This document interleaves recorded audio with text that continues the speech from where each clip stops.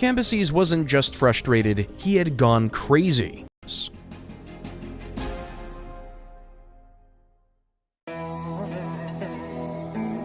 After Egypt, Cambyses set his sights on Ethiopia. He sent spies disguised as emissaries bearing gifts of a purple cloak, gold, perfumes, and wine to the king of Ethiopia. But the king of Ethiopia saw right through them and called them out as spies. But he didn't punish them. Instead, he showed his kingdom to them. They found that the average Ethiopian lived longer than the average Persian by 40 years. They were also better looking. The spies were shown a lake where Ethiopians bathed. It looked like olive oil and gave off the scent of violets.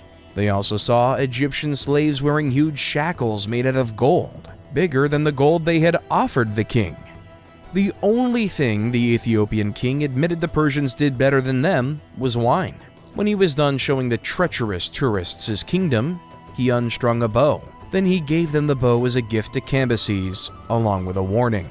Here is a word of advice from the king of the Ethiopians. When the Persians can draw bows of this size as easily as I do now, then he can march against the long-lived Ethiopians, with an army that considerably outnumbers yours. In the meantime, he should be grateful to the gods for not making the sons of Ethiopia think of acquiring additional lands besides their own.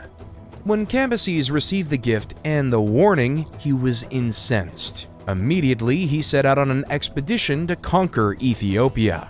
But it was doomed from the start, because as Herodotus pointed out, Ethiopia was on the ends of the earth.